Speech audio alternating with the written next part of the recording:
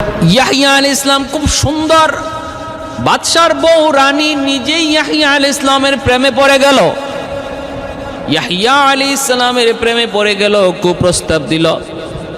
ইয়াহিয়া আলাইহিস সালাম তিনি নাকচ করে দিলেন। আল্লাহ পাক এতটাই পবিত্র একজন নবী তাকে বানাইলেন, কোনো নারীর প্রতি তার কোনো আকর্ষণই ছিল না। কুপ্রস্তাব দিল, রানী চরিত্রহীনা ছিল, কিন্তু আল্লাহর পয়গম্বর তিনি তো তার সাথে বিন্দু পরিমাণ কোনো অন্যায় কাজে যাইতে রাজি না। কারণ সমস্ত নবীদেরকে আল্লাহ কুদরতি হাতে হেফাজত করেছে। ইউসুফ আলাইহিস সালামকে আল্লাহ পাক হেফাজত করেছে জুলাইখার হাত থেকে। কেমনে কয়? কুদরতি হাতে। ইউসুফ আলাইহিস সালাম দৌড় দিলেন, দরজার কিনারায় পৌঁছার আগে আল্লাহ দরজা খুলে দিলেন, কারণ তার অন্তরে ইয়াকিন ছিল আমার আল্লাহ সব পারে, আল্লাহ দরজা খুলে দিবে। আল্লাহ কয়, বান্দা আনা ইনদা বি আবদি জন্নি, আনা ইনদা জন্নি আবদি বি, আমার বান্দা আমার সাথে যেই পরিমাণ ধারণা রাখে, যেমন ধারণা রাখে আমি তার সাথে এমন আচরণ করি। টাস টাস করে দরজা খুলে গেল, 7টা গেট খুলে গেল। ইউসুফ আলাইহিস সালাম বের হয়ে আসলেন। আল্লাহ পাক নবীদেরকে এরকম ভাবে কুদরতি ভাবে হেফাজত করেন। ইয়াহিয়া আলাইহিস সালামকে আল্লাহ পাক চরিত্রহীনা দুশ্চরিত্রা নারীর হাত থেকে আল্লাহ হেফাজত করলেন, কিন্তু এই নারী সে তো খেপে গেল, ভিতরে ভিতরে অনেক খেপা। ওই অনুষ্ঠানের ভিতরে বাদশাহ যখন বলল, রানী তুমি কি চাও? সে বলে, জাকারিয়ার পুত্র ইয়াহিয়ার মাথা চাই। দেখছেন? কয় এটা স্যার আর কিছু বলো? কয় না আর কিছু না, এটাই চাই। কয় তাহলে ঠিক আছে, জল্লাদ পাঠিয়ে দিল। ভাইরা বন্ধুরা, হযরত ইয়াহিয়া আলাইহিস সালাম তিনি মিম্বরে সিজদারত ছিলেন। দাউদ আলাইহিস জাকারিয়া আলাইহিস সালামের পাশে তিনি নামাজ পড়তেছিলেন। ওই অবস্থায় জাকারিয়া আলাইহিস সালাম নামাজরত আর ইয়াহিয়া আলাইহিস সালাম সিজদারত। জল্লাদ আইসাই ঠান্ডা মাথায় সিজদারত অবস্থায় ইয়াহিয়া আলাইহিস সালামের কল্লাটা কাটল, কল্লা আলাদা করে ফেলল। হযরত ইয়াহিয়া আলাইহিস সালাম শহীদ হয়ে গেলেন। জাকারিয়া আলাইহিস সালাম তিনি নামাজরতই ছিলেন। ছেলের শহীদ হওয়ার দৃশ্য দেখার পরও নামাজ ভাঙ্গেন না, কারণ অন্তরে মহব্বত হলো আল্লাহ পাকের। ওয়াল্লাযীনা আমানু আশাদ্দু হুব্বান লিল্লাহ, আল্লাহ পাক বলেন যারা ঈমানওয়ালা তারা আমি আল্লাহকে বেশি ভালোবাসে, মহব্বত করে। ভালোবাসা যদি মোকাবেলায় দাঁড়ায়, সন্তানের ভালোবাসা বাদ দিয়ে আল্লাহর ভালোবাসাকে গ্রহণ করে, স্ত্রীর ভালোবাসা যদি আল্লাহর মোকাবেলায় দাঁড়ায়, আল্লাহকে আগে ভালোবাসে, এমনি ভাবে দুনিয়ার ভালোবাসা যদি আল্লাহর মোকাবেলায় দাঁড়ায়, আল্লাহর ভালোবাসাকে প্রাধান্য দেয়, এটা ইমানদারের লক্ষণ। আল্লাহ বলেন এটা খাঁটি ইমান ওয়ালাদের আলামত, তারা আল্লাহকে বেশি ভালোবাসে। জাকারিয়া আলাইহিস সালাম সিজদারত, তিনি নামাজে আল্লাহর সাথে কথা বলেন, কারণ as-সালাতু মিরাজুল মুমিনিন, নামাজ হলো মুমিনের জন্য মেরাজ। নামাজ হলো মুমিনের, নামাজির সাথে আল্লাহ পাকের একটা মহব্বত, আল্লাহ পাকের ভালোবাসা, আল্লাহ পাকের ভালোবাসা। ভাইরা বন্ধুরা, ওই নামাজের ভিতরে তিনি আজ পাইলেন, কিন্তু নামাজ ভাঙলেন না। মেরাজের রজনীতে আমার নবী যখন জাকারিয়া আলাইহিস সালামের সাথে আকাশে দেখা হয় এবং হত্যার বিবরণ নিজে শুনেন, নবী বলেছিলেন আল্লাহ আপনাকে কত বড় ধৈর্য দিয়েছেন। একজন বাবা সন্তানের হত্যার দৃশ্য দেখার পরও কেমন করে স্বাভাবিক থাকে। আল্লাহর ভালোবাসা যার অন্তরে এত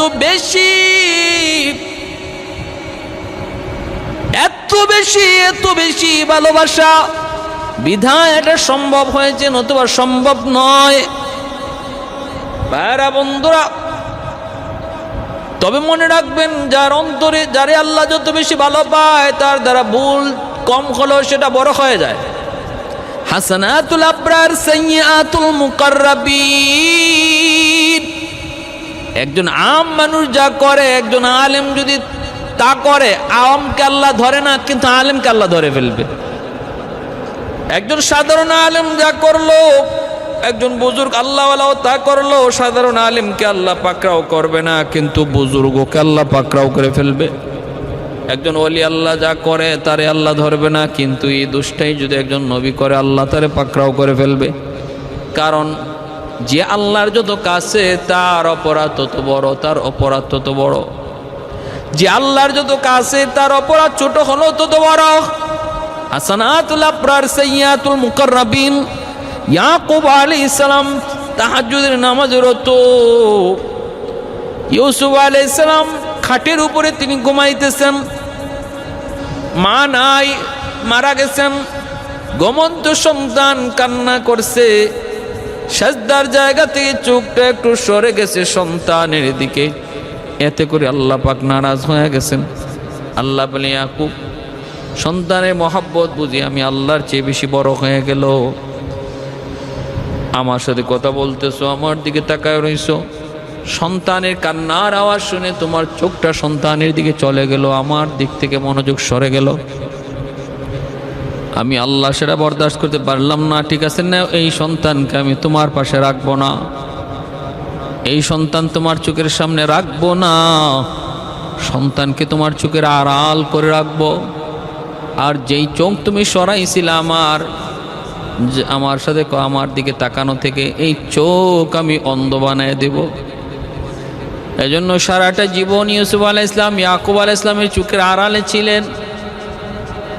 ইউসুফ আলাইহিস সালাম মিশরের প্রধানমন্ত্রী হলেন, তবু বাবাকে খবর দেন না, বাবা আমি ইউসুফ বেঁচে আছি। মিশরের কারাগারে জুলেখার ঘরে ইউসুফ বাবাকে খবর দিতে পারতেন, বাবা আমি ইউসুফ বেঁচে আছি, কিন্তু কোন হিকমতের কারণে ইনি খবর দেন না, এটা আল্লাহ পাকের নিষেধ ছিল, আল্লাহ পাকের নিষেধ। ভাইরা বন্ধুরা, জন্য বলতেছিলাম, এরে আল্লাহর গোলাম মনে রাখবা, নামাজ পড়তেছো, আল্লাহর হুকুম মানতেছো, দেখবা তোমার আমার উপরে মুসিবত আসবে বেশি। আরেকজনে নামাজ পড়ে না, রোজা রাখে না, হালাল হারাম মানে না, ওর উপরে পরীক্ষা কম, মুসিবত কম। তোমার আমার যদি একটু ভুল হয়, আল্লাহ পাক সাথে সাথে ভুল শুধরায় দিবে। কিছু বিপদ দিয়া, মুসিবত দিয়া আল্লাহ পাক সাথে সাথে ভুল শুধরায় দিবে, কারণ আল্লাহ তোমারে আমারে ভালোবাসে, মহব্বত করে। আর অত বেলাইনে আছে, বেপথে আছে, ওর পথে ও চলতেছে, এজন্য ওরে আল্লাহ ধরেও না, ওরে আল্লাহ কিছু পরীক্ষাও করে না, কারণ ওর আখেরাত বরবাদ, ওর আখেরাত বরবাদ। যার আখেরাত আলোকিত, তার দুনিয়ার ভিতরে বিপদ মুসিবত পরীক্ষা তত বেশি। এজন্য অমুসলিমদের, বেঈমানদের, কাফের কুফফারদের, পাপিষ্ঠদের, ফাসিক ফুজ্জারদের জৌলসতা, আনন্দ উল্লাস দেখে কষ্ট পাওয়ার কোনো কারণ নাই, কারণ ওদের আখেরাত বরবাদ। এজন্য আল্লাহ তাদেরকে দুনিয়া দেয়া দিছে।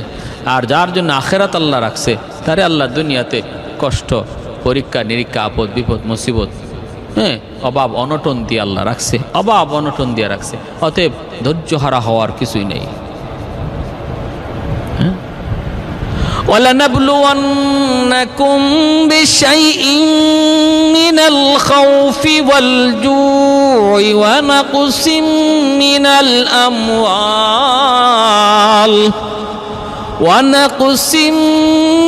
مِّنَ الْأَمْوَالِ وَالْأَنفُسِ وَالثَّمَرَاتِ وَبَشِّرِ الصَّابِرِينَ।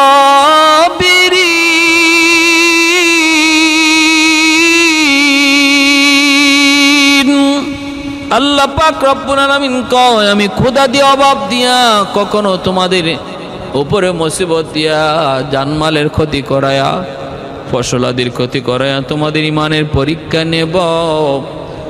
যারা সবর করবা তাদের জন্য রয়েছে পুরস্কার, তাদের জন্য আমি আল্লাহর পক্ষ থেকে পুরস্কার। ভাইরা বন্ধুরা, জন্য বলতেছিলাম, জাকারিয়া আলাইহিস সালাম আল্লাহ নবীর কাছে বলছেন, মেরাজের রজনীতে মায়ার নবীর সাথে দেখা হয়েছে। ইয়াহইয়া আলাইহিস সালামের মাথাকে কর্তন করা হলো। এই খণ্ডিত মাথা, ওই যে ভাইরা বন্ধুরা, যেই মেয়ে 3 রাওয়ায়াতের কথা বললাম, প্রথম রাওয়ায়াতের কথা শুনেন। খণ্ডিত মস্তকটা যখন নিয়ে যাওয়া হলো, ওই রাজার ছেলের বউ পুত্রবধূ তার কাছে নিয়ে যখন দিল, নেও মাথা নেও, তোমাকে আবার বিবাহ করার ক্ষেত্রে যে বলছিল হালাল না হিল্লা করা লাগবে, তার মাথা লইয়া যাও। কয় কার? কই ইয়াহিয়ার। আমার ভাইরা কিতাবের ভিতরে লিখেন ইয়াহিয়া আলাইহিস সালামের কর্তিত মাথা থেকেও তখন আওয়াজ বের হইতেছিল, হালাল নয়, বৈধ নয়, অবৈধ, হিল্লা ছাড়া অন্যত্র বিয়ে বসা ছাড়া আবার বিয়ে করা হারাম, বৈধ নয়, অবৈধ। কর্তিত মাথা থেকে আওয়াজ বের হয়, সাথে সাথে একটা পাত্রের মধ্যে ডেকে ফেলে। এই ঢাকা পাত্রটা লইয়া যখন ওই পুত্রবধূ ওই রাজার ছেলের বউ নিজের কাছে রাখলো, মেয়ে মার কাছে লইয়া গেল, মার কাছে লইয়া গেল। মার কাছে নেওয়া মাত্রই মারে দেখাইতেছে, মায়ও দেখতেছে, মাথা থেকে আওয়াজ বের হইতেছে, হারাম হারাম হারাম আওয়াজ বের হইতেছে, কর্তিত মাথা থেকে হারাম হারাম। ভয় পেয়ে গেছে। সাথে সাথে মায় দেখে এই রানী, এই রাজকুমারের বউ পা জমিনের ভিতরে দেবে গেছে। হায় হায়, পাঁচ দেবে গেছে। একটু পরেই দেখে গেল কোমর পর্যন্ত মাটিতে দাপতেছে। এরপরে দেখা যায় বুক পর্যন্ত দাপতেছে। মেয়ে চিল্লাইতেছে, মা আমারে বাঁচাও, মা আমারে বাঁচাও। কিন্তু বাঁচানোর কোনো সুযোগ নাই। আল্লাহ ধরে না, ধরে না, আল্লাহ ধরলে সারে না, আল্লাহ সার দেয়, ছেড়ে দেয় না। ইন্না বাতুশা রাব্বিকা লাশাদীদ। আল্লাহ পাকের ধরা বড় শক্ত ধরা, কঠিন ধরা। এজন্য আল্লাহ ধরছে, জমিন ধরে ফেলছে। বুক পর্যন্ত যখন দেবে যায়, মা চিল্লাইতেছে, মেয়েও চিল্লাইতেছে। এরপরে মা কইতেছে, রে জল্লাদ, তাড়াতাড়ি করে আমার মেয়েটা জমিনে দেবে যাইতেছে, কিছুই তো আর পাইবো না, অন্তত তার মাথাটা রেখে দে। জল্লাদ এক কুবে মাথাটা আলগা করে মাথাটা রেখে দিল। দেখো মাটির ভিতরে দাপতে শুরু করলো। চার কল্লা এনেছে, যেই নবীর কল্লা এনেছে আল্লাহ পাক রব্বুল আলামিনের বদলা দুনিয়াতে তার কল্লাও একই জায়গায় রেখে দিয়েছে। ইয়াহইয়া আলাইহিস সালাম যেই জায়গায় ওনার মাথাটাকে রাখা হলো, দাফন করা হলো, ওই মাটি থেকে উপর দিকে রক্ত উঠতো, রক্ত প্রবাহিত হইত। বখতে নসর বাদশাহ ঈসা যখন ৭৫,০০০ ইহুদিকে জবাই করলো, ওই রক্ত প্রবাহিত হওয়া বন্ধ হলো। যে ইহুদিরা নবীদের সাথে এত খারাপ আচরণ করেছে, এত খারাপ আচরণ করেছে, জাকারিয়া আলাইহিস সালামের ব্যাপারেও এমন ঘটনা, ওনাকেও হত্যা করেছে এই বনি ইসরাইলের ইহুদিরা। বনি ইসরাইলের নবী অনুসারী যারা, তারা তো ছিল ভালো, কিন্তু এদের ভিতরে যারা মুনাফিক ছিল, এরা ছিল ইহুদি। ভাইরা বন্ধুরা, ৭৫,০০০ ইহুদিকে হত্যা করলো বখতে নসর। আল্লাহ পাক রব্বুল আলামিন প্রতিশোধ নেওয়াইলেন, নবী হত্যার প্রতিশোধ নেওয়াইলেন। রক্ত প্রবাহিত হওয়া বন্ধ হলো, রক্ত প্রবাহিত হওয়া বন্ধ হলো। এ ভাই, এজন্য বলতেছিলাম হযরত ইয়াহইয়া আলাইহিস সালামের শাহাদাতটা এইভাবে হয়েছে। আল্লাহ পাক রব্বুল আলামিন বদলাও নিছে। আল্লাহ পাক কি করছে? উপযুক্ত বদলাও নিছে। হযরত ইয়াহইয়া আলাইহিস সালামের হত্যা এইভাবে করলো বনি ইসরাইলীরা, কিন্তু বদলা আল্লাহ নিলেন না। আল্লাহ যথাযথ বদলা নিলেন। এজন্যই ইমানদার মুমিনদের সাথে যারাই যখন যে যুগে অন্যায় আচরণ করবে, আল্লাহ পাক এটা ধরবেন, আজ নয় কাল। জালেম দিয়া জালেমকে আল্লাহ শায়েস্তা করবেন। যারা মজলুমের উপরে জুলুম করেছে, ওই জালেম আজ নয় কাল আরেক জালেম দ্বারা আক্রান্ত হবে। বনি ইসরাইলের ইহুদিরা বড় জালেম ছিল। বহু নবী পয়গম্বরগণকে তারা শহীদ করেছে। ইয়া হাসরাতান আলাল ইবাদ মা ইয়াতিহিম মির রাসূলিন ইল্লা কানু বিহি ইস্তাহজিউন। আল্লাহ পাক আফসোস করে করে বলেন, হায় আফসোস, আমার গোলামদের প্রতি আমি আল্লাহর বড় আফসোস। এরা আমার এমন কোনো নবী নাই যেই নবীর উপর সাথে ওরা ঠাট্টা করে নাই, মস্কারি করে নাই, জুলুম করে নাই। আমার এমন কোনো নবী নাই যেই নবীর উপরে আমার বান্দারা, আমার গোলামেরা তারা কোনো নির্যাতন করে নাই। সকল নবীর উপরই তার উম্মতেরা নূহ নবীর উপরে এত বৃষ্টির মতো পাথর ছিটাইতো, বৃষ্টির মতো স্তূপের নিচে পড়ে যেতেন আল্লাহর পয়গম্বর নূহ। সন্ধ্যার সময় জান্নাতি মলম লয়া জিব্রাইল আমিন হাজির হইতেন। স্তূপের নিচ থেকে পয়গম্বর নূহ আলাইহিস সালামকে তুলতেন, জান্নাতি মলম তিনি লাগাইতেন।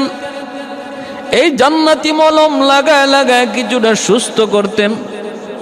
সুস্থ হওয়ার পরে নূহ নবী জিজ্ঞেস করতেন, নবী গো আগামীকাল কি কাজ?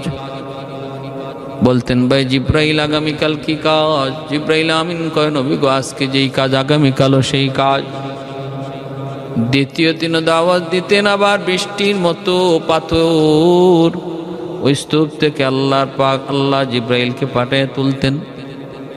ওখান থেকে বের করিতেন, জান্নাতি মলম লাগাইতেন, শরীরটা সুস্থ হইত। প্রচন্ড ব্যথা। ভাই জিব্রাইল আগামীকাল কি কাম? বলে আজ যেই কাম আগামীকালও সেই কাম। এত নির্যাতন, এত নিপীড়ন আমার নবী, রহমতের নবী, সাইয়্যিদুল মুরসালিন নবী মুহাম্মদুর রাসূলুল্লাহর সাথেও তার উম্মতরা কম নির্যাতন করে নাই। আপনজন, প্রিয়জন, আপন চাচারা পর্যন্ত নবীকে জন্মভূমিতে থাকতে দেয় নাই। বাধ্য হয়ে আমার নবী মদিনায় হিজরত করতে হলো। এ কথারে আল্লাহ পাক আফসোস করে সূরা ইয়াসিনের মধ্যে বলছেন, ইয়া হাসরাতান আলাল ইবাদ মা ইয়াতিহিম মির রাসূলিন ইল্লা কানু বিহি ইস্তাহজিউন। আমার ভাইরা, বন্ধুরা, এজন্য বলতেছি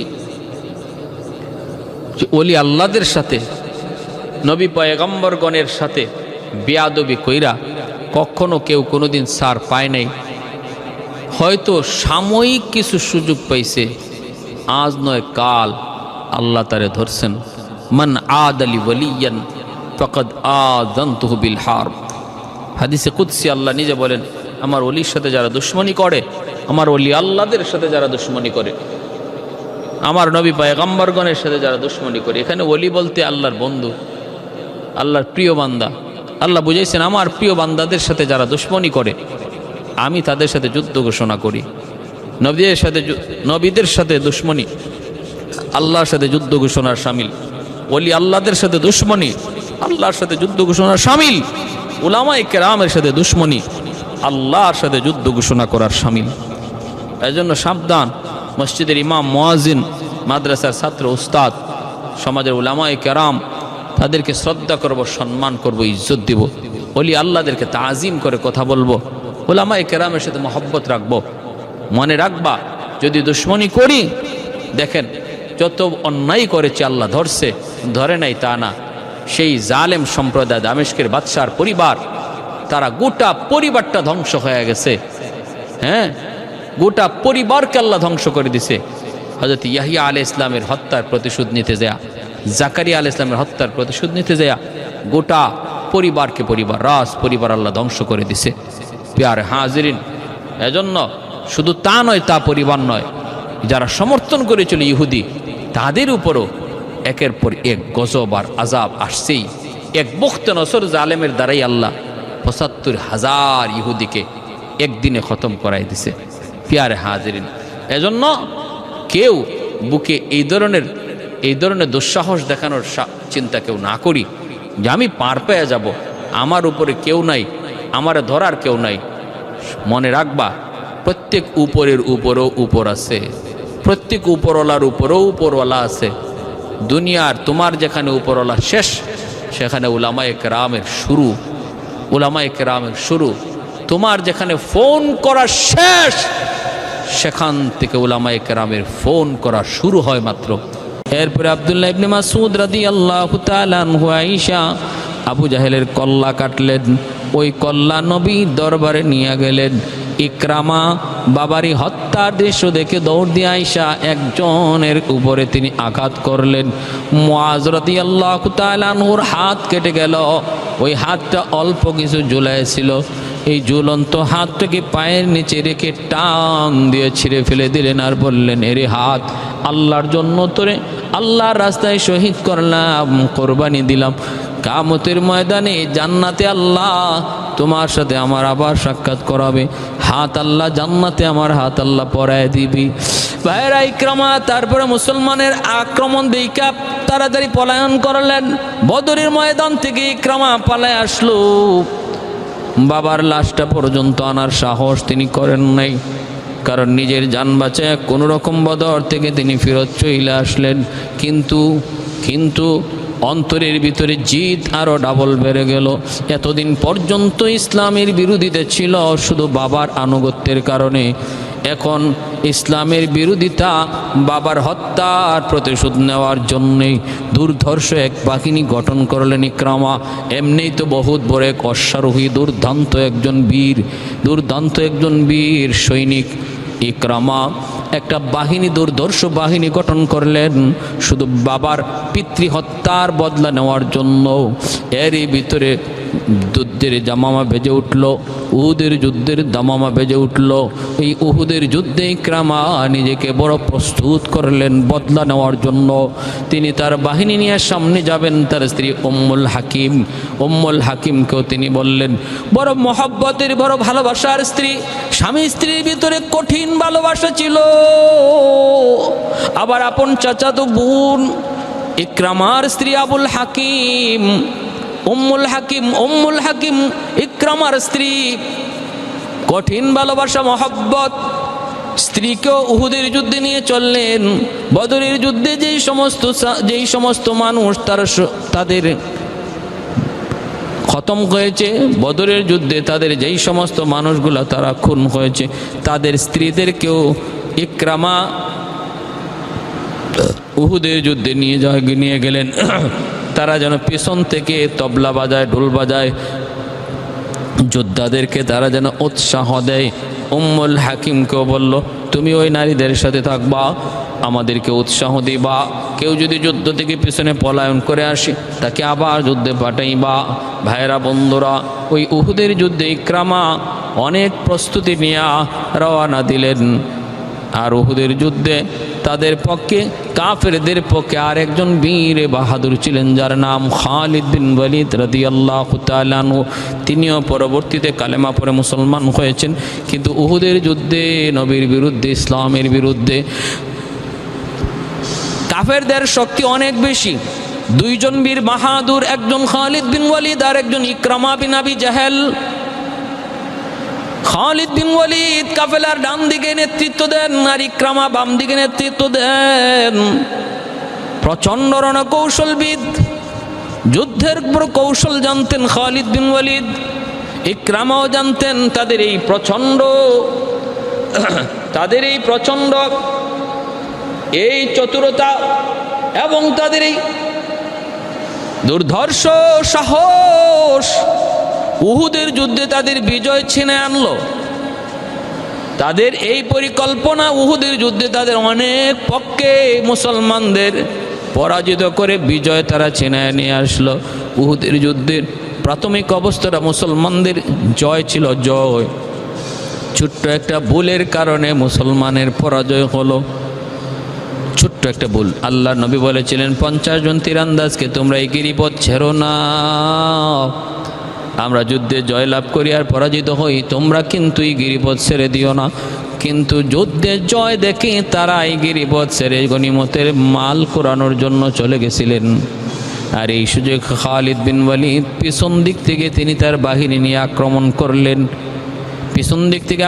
করলেন খালিদ। আর ইকরামার সামন দিক থেকে মাঝখানে পড়ে গেলেন মুসলমান।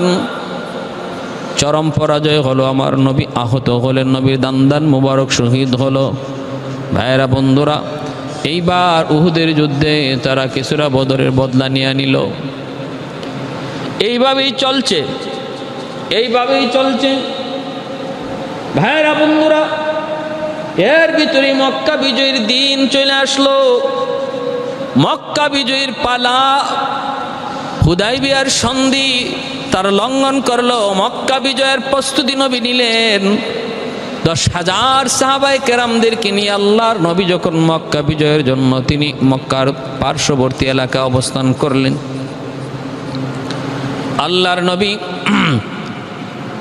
10,000 সাহাবী কিন্তু দুশমনদেরকে ধোঁকায় পালায় দিলেন। নবীজি রাতের বেলা চুলা বানাইলেন দ্বিগুণ আর বাথরুম বানাইলেন কম।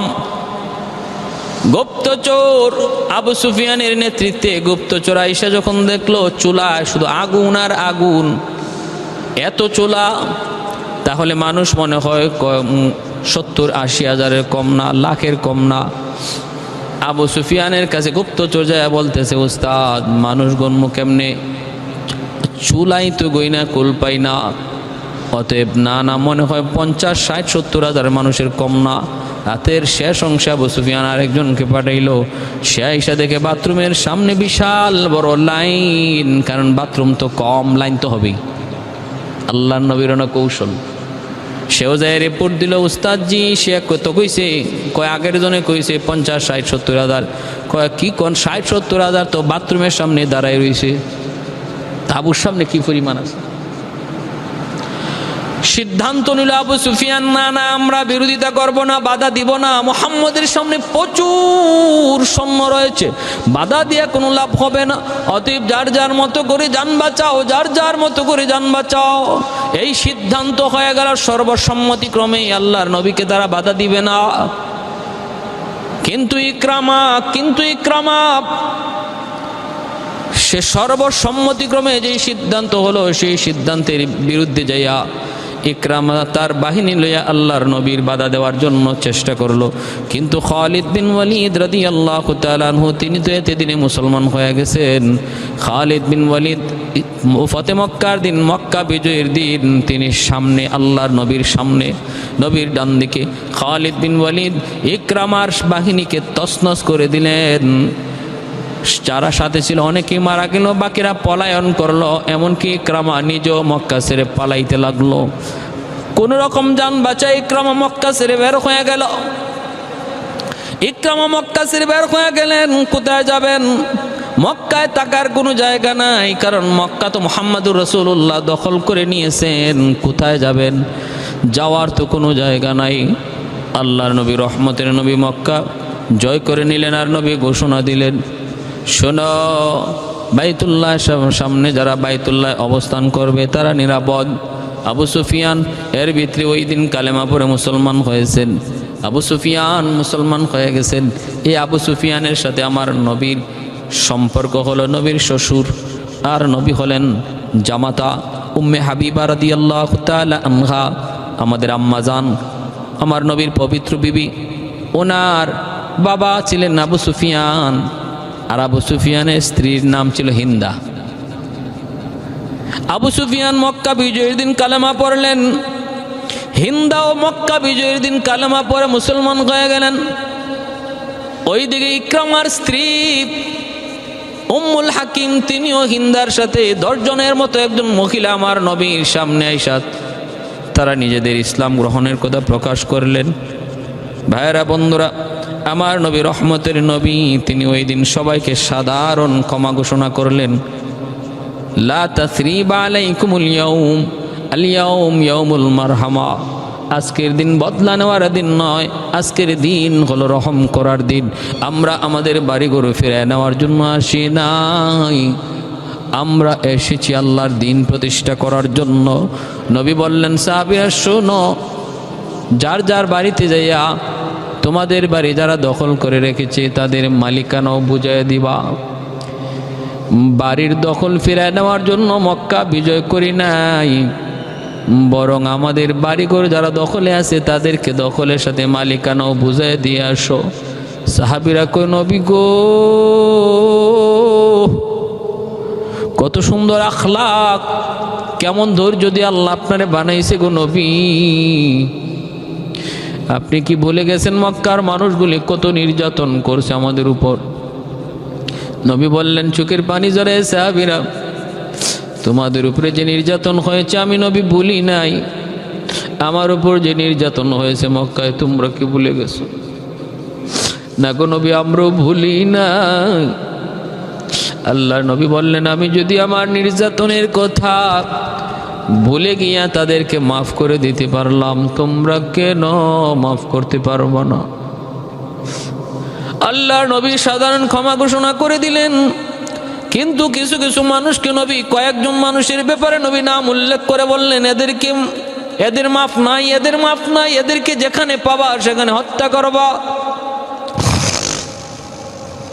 এর ভিতরে একজন হলো নবীর প্রিয় চাচা আমির হামজা রাদিয়াল্লাহু তাআলা আনহুর খুনি, যার নাম ছিল ওয়াহশী। উহুদের ময়দানে নবীর কলিজা টুকরা চাচা, নবীর কলিজা টুকরা চাচা হযরত হামজা, আমির হামজা রাদিয়াল্লাহু তাআলা আনহুকে খুন করেছিল ওয়াহশী। এই ওয়াহশীর ব্যাপারে নবী বললেন, ওয়াহশীকে যেখানে পাবা সেখানে হত্যা করবা। 2 নম্বর হলো ইকরামা বিন আবি জেহেল, ইকরামারে যেখানে পাও সেখানে হত্যা করো। আল্লাহর নবী ঘোষণা দিলেন, কেউ বাধা দিল না, ইকরামা বাধা দিল, যার কারণে কিছু রক্তপাত ঘটে গেল, কিছু রক্তপাত ঘটলো। অতএব ইকরামারে যেখানে পাও সেখানে আটকাও। নবী এইভাবে ঘোষণা দিলেন। আরেকটা বেঈমান নবীর দুশ্মন, নবীরে গালাগালি করতো, আল্লাহর নবী তার ব্যাপারেও বললেন, ওরে যেখানে পাও সেখানে ধরো। সে নিজেকে বাঁচানোর জন্য বাইতুল্লাহর দরজার পাশে যেয়ে দাঁড়ায় রইল, কারণ সে জানতো হেরেমের ভিতরে মুসলমান কখনো খুন খারাপি করে না, এটা আল্লাহর নির্দেশ। কিন্তু আল্লাহ পাক রব্বুল আলামিন জানায় দিলেন, বন্ধু ওই নাফরমান সে যদিও আমার ঘরে দাঁড়ায় আছে নিরাপত্তার উসিলা লইয়া, যাও আমি আল্লাহর নির্দেশ দিলাম ওরে আমার ঘরের সামনে খুন করো, কারণ আমি আল্লাহ সব সইতে পারি, কিন্তু আমার হাবিব আমার বন্ধুকে যে গালি দেয় আমি আল্লাহ সইতে পারি না। মান সাব্বা নাবিয়ান ফাকতুলু, আল্লাহর নবী সাহাবীদেরকে আদেশ করলেন, বাইতুল্লাহ হেরেমের ভিতরে ওরে খুন করা হলো। তাহলে চিন্তা করে দেখেন, নবীকে গালি দিলে, আল্লাহর নবীকে কেউ অপমান করলে তার শাস্তিটা কেমন কঠিন। যেখানে হত্যা করা, যেখানে খুন করা, যেখানে বিচার করা নিষেধ, ওই জায়গায় পর্যন্ত আল্লাহ আদেশ দিলেন, ওরে ওখানে খুন করো, ওখানেই খুন করো। এত বড় জঘন্য অপরাধ, এটা মাফ করার মতো নয়। এই অপরাধ কোনো জায়গায় মাফ পাওয়ার মতো নয়। আমার ঘরের ভিতরে ডুইকাও যদি বসা থাকে, ওরে ধইরা আনো, ওরে ওখানে খুন করো। জানতেন কোনো বিষয় নয়। অতএব নবীর গালি দিবে আর আমি যদি চুপ থাকি, নিঃসন্দেহে আমি মুনাফিক, আমি মুসলমান নই। ইযা সাররাতকা হাসানাতুকা ওয়া ইযা সাআতকা সাইয়্যাতুকা ফাআনতা মুমিন। সাহাবী জিজ্ঞেস করেন, মাল ঈমান ইয়া রাসূলুল্লাহ, ঈমান কাকে বলে গো নবী? নবী বলেন, ইযা সাররাতকা হাসানাতুকা ওয়া ইযা সাআতকা সাইয়্যাতুকা ফাআনতা মুমিন। যদি ইসলামের পক্ষে কথা শুনলে তোমার ভালো লাগে, আল্লাহ রসুলের বিপক্ষে কথা শুনলে তোমার খারাপ লাগে, তাহলে বুঝবা তোমার ঈমান আছে। আর নবীর বিরুদ্ধে কথা শুনলে যদি তোমার খারাপ না লাগে, কারণ যে বলছে সে তোমার ভাই, নবীর বিরুদ্ধে যে বলছে সে তোমার বন্ধু, সে তোমার নেতা, সে তোমার নেত্রী, এই কারণে যদি তোমার খারাপ না লাগে, প্রতিবাদের ইচ্ছা না জাগে, মায়ার নবী বলেন, তুমি যত বড় নামাজি হও, যত বড় পাগড়িওয়ালা হও, যত বড় হাজি হও, গাজী হও, নবী বলেন ঈমান নাই, ঈমান নাই, ঈমান নাই, বেঈমান। এটা ঈমানের স্কেল,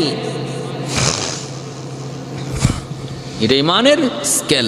এবার এই স্কেল দ্বারা আমি আমার ঈমান মাপতে পারি, আমার ঈমান আছে না নাই, কদ্দুর আছে, কি পরিমাণ আছে। আল্লাহ নবী রহমতের নবী বলেন, ওরে হত্যা করো, ওরে ওখানে হত্যা করা হয়েছে। ইকরামাকে যেখানে পাও ধরো। ইকরামা নিজেকে বাঁচানোর জন্য মক্কা ছেড়ে ইয়ামেন চলে যাবে। ইয়ামেন স্ত্রী হিন্দা সহ 10 জন মহিলা নবীর সামনে আইসা হিন্দা কাপড় দিয়ে মুখটা ঢেকে বলতেছে, হিন্দাও তো আমার নবীর প্রিয় চাচা আমির হামজা রাদিয়াল্লাহু তাআলা আনহুর কলিজা চিবায়া খাইছিল হিন্দা, উতবার মায়া। আমার ভাইরা বন্ধুরা, মায়ার নবী দয়ার নবীর সামনে এসে বলতেছে, মুহাম্মদ তোমার সাথে আমার কঠিন আত্মীয়তা, এই আত্মীয়তার দোহাই দিয়া বলি আমাকে নিরাপত্তা দাও। আমি কালেমা পড়ে মুসলমান হয়ে গেলাম, অন্যায় করেছি, অপরাধ করেছি, ভুল করেছি। আল্লাহ নবীর সাথে আত্মীয়তার সম্পর্ক কি? আবু সুফিয়ানের স্ত্রী যদি হয় হিন্দা, আবু সুফিয়ান তো হলো নবীর শ্বশুর, তাহলে হিন্দা শাশুড়ি। ভাইরা বন্ধুরা, এবার আল্লাহর নবী সাথে সাথে তারে ক্ষমা করে দিলেন, মাফ করে দিলেন। নবী বলতেছেন ঠিক আছে আমি মাফ করে দিলাম। আল্লাহর নবী তার নিরাপত্তা দিলেন, হিন্দাও কালেমা পড়ে মুসলমান হয়ে গেলেন। এবার উম্মে হাকিম ইকরামার স্ত্রী দ্বারা বলতেছে, নবী গো আমিও আমার ঈমান প্রকাশ করলাম, আমিও কালেমা পড়ে মুসলমান হয়ে গেলাম। ওগো নবী আপনি বড় মহান দিলের মানুষ, মহান দিল উদার মনের মানুষ। এই মক্কার জমিনে যে পরিমাণ নির্যাতন আপনার উপর হয়েছে, আপনার সাহাবীর উপর হয়েছে, এরপরে আপনি এইভাবে সাধারণ ক্ষমা ঘোষণা করার কথা না, বদলা নেওয়ার কথা, কিন্তু আপনি বদলা না নিয়ে যে এইভাবে ক্ষমা করে দিয়েছেন গো নবী, আপনি উদার দিলের পরিচয় দিয়েছেন। এমন আখলাক আমি আমার অন্তত নজরে পড়ে না। আল্লাহর জমিনে এমন আখলাকওয়ালা আরেকজন মানুষ আল্লাহ বানাইছে কিনা আল্লাহ ভালো জানে। আমি আপনার উত্তম চরিত্র, উত্তম আখলাকের প্রশংসা করি। আর নবী গো একটা আবদার জানাই গো নবী, আমার স্বামী ইকরামা বিন আবি জাহেল, সে তো অন্যায় করেছে, অপরাধ করেছে। আমি আপনার কাছে তার পক্ষ থেকে আমানত, আপনার কাছে নিরাপত্তা চাই। ওগো নবী আপনি তার পক্ষ থেকে আপনার কাছে নিরাপত্তা চাই। ভয়ে সে মক্কা ছেড়ে ইয়ামেনের দিকে পালাইতেছে। আপনি যদি আমার স্বামী ইকরামার নিরাপত্তা দেন, আমি দোয়া করি আল্লাহ আপনার নিরাপত্তা আল্লাহ বাড়ায় দেন। এমন ভাবে মায়ার সুরে কান্না করে করে স্ত্রী নবীর সামনে স্বামীর ব্যাপারে আবদার করলো, সুপারিশ করলো। আমার নবীর দিল কত নরম। নবীর চোখ সামনে কেউ চোখ দিয়া পানি আসলে আমার নবীর চোখ থেকে দর দর করে পানি চলে আসতো। আমার নবী কারো কান্নায় কখনো হাসতে পারতেন না, দুশ্মনের কান্নায় নবী কাঁদতেন। ভাইরা বন্ধুরা, নবী তখন ইকরামার স্ত্রী উম্মে হাকিমকে বলতেছেন, যাও আমি ইকরামার নিরাপত্তা দিলাম। এই কথা শোনা মাত্রই উম্মে হাকিম স্বামীর সন্ধানে বের হয়ে গেলেন। সাথে নিলেন একজন রোমান গোলামকে সাথে নিয়ে, নিজেরই একটা রোমান গোলামকে সাথে নিয়ে স্বামীর সন্ধানে বের হয়েছেন। রাস্তার মধ্যে ওই গোলাম উম্মে হাকিমের সাথে অন্যায় কাজ করার জন্য আবদার জানাইলো, ফুসলাইতে লাগলো। শয়তান এসে ঢুকছে। দেখবেন বেগানা নারী আর পুরুষ যদি একত্রিত হয়, মাঝখানে মনে রাখবা আরেকজন আসে, সে হলো তৃতীয় জন ইবলিস। বেগানা নারী পুরুষ নিরিবিলি একান্ত কোনো জায়গায় যদি এক হয়ে যায়, সাবধান। নিজেরে তুমি যত বড় বুজুর্গই ভাবো না কেন, ওই মুহূর্তটাতে তোমাকে পরাস্ত করার জন্য, তোমাকে ধরা খাওয়ানোর জন্য মিস্টার ইবলিস অনেক শক্তি নিয়ে হাজির হয়। এজন্য কখনো বেগানা নারীর সাথে বেগানা পুরুষ একান্তে নিরিবিলি একা জায়গার মধ্যে একত্রিত হওয়া যাবে না। কোনো কারণে যদি এক হয়েও যায়, সাথে সাথে দ্রুত হয়ে যাবে, দ্রুত সরে যাবে।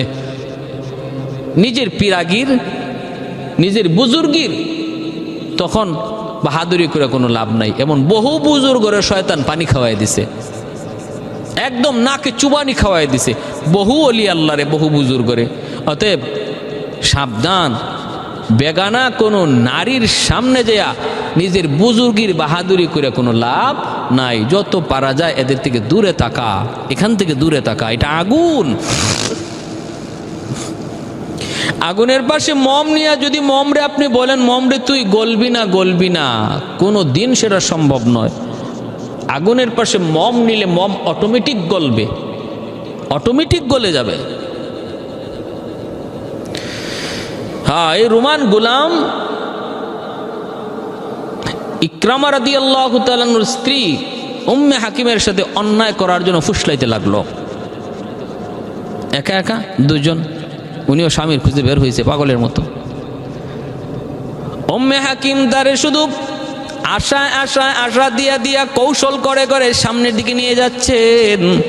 কারণ সেটা একজন পুরুষ, যদি না করেন তাহলে পারবেন না। সে পুরুষ জোর জবরদস্তি শুরু করবে, খুন খারাপি হইতে পারে। এজন্য কৌশল করে বুদ্ধি করে আশা নিরাশা এর ভিতরে টানা দোটানার ভিতরে সামনের দিকে আগায় নিতেছেন।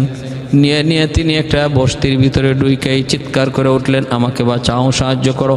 বস্তির মানুষেরা দৌড়ে আসলো, তারপরে বললেন, এই গোলাম আমার সাথে অন্যায় করতে চায়, আমাকে তোমরা ওর কাছ থেকে বাঁচাও। এলাকার মানুষজন তো কোনো এই গোলামকে বন্দি করলো। এরপরে উম্মে হাকিম একাই তিনি স্বামীর সন্ধানে বের হলেন। খুঁজতে পেয়ে গেলেন নদীর পারে। দেখা যায় একটা নৌকা মাঝির সাথে তার স্বামী ইকরামা মাঝিওয়ালার সাথে কথা বলতেছেন। মাঝিওয়ালার কাছে যায় তিনি বলতেছেন, ভাই আমার নদী পার করে দে, আমি ইয়ামেন চলে যাব। মাঝিওয়ালা বলতেছে, আমি আপনাকে নদী পার করায় দেব, এর আগে প্রমাণ করেন আপনি ভালো মানুষ। কয় কেমনে প্রমাণ করব? কয় আপনি কালেমা পড়েন। তখন ইকরামা কয়, কসকি বেটা, এই কালেমার বই তো মক্কা ছেড়ে ইয়ামেন পালাইতেছি।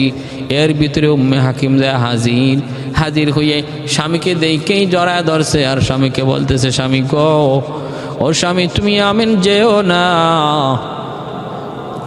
জন্মভূমি ছেড়ে ওই জায়গায় যায় তুমি কেমন করে থাকবে? এখানে তোমার সব, এখানে আমরা একা কেমন করে তুমি ইয়ামেন থাকবা, ওই দেশে থাকবা? না, জন্মভূমি ছেড়ে তুমি যেও না, আমি মুহাম্মদুর রাসূলুল্লাহর কাছ থেকে তোমার নিরাপত্তার গ্যারান্টি নিয়ে এসেছি। দু জাহানের বাদশা, সরওয়ার দু জাহান, খুলুকে আজিমের অধিকারী নবী, রহমতের নবী, মায়ার নবী, ওনার কাছ থেকে আমি তোমার নিরাপত্তার গ্যারান্টি নিয়ে এসেছি। না, তোমার ইয়ামেন যাওয়া লাগবে না। ভাইরা বন্ধুরা, এইবার ইকরামা বলতেছি, কও কি তুমি? বলে মুহাম্মদ আমাকে নিরাপত্তা দিয়েছেন। বলে হ্যাঁ। আর স্বামী গো, আমি কালেমা পড়ে নিজে মুসলমান হয়ে গেছি। এতদিন ভুল পথে ছিলাম, অন্ধকার জগতে ছিলাম, আলোর পথ পেয়ে গেছি। চলেন, আপনিও চলেন, আপনাকে তিনি নিরাপত্তা দিয়েছেন।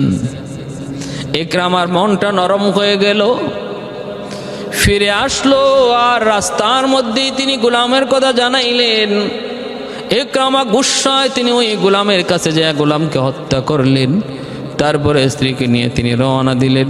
রাস্তার মধ্যে স্বামী স্ত্রী দুজন একান্ত, এখানের মধ্যে স্বামী স্ত্রী আবেগ জড়িয়ে গেল। তিনি স্ত্রীকে ধরতে চাইলেন। উম্মে হাকিম বলেন, শোনেন স্বামী গো, আমি এখন মুসলমান, তুমি এখনো কাফির, নবীর হাতে কালেমা পড়ে মুসলমান হও নাই।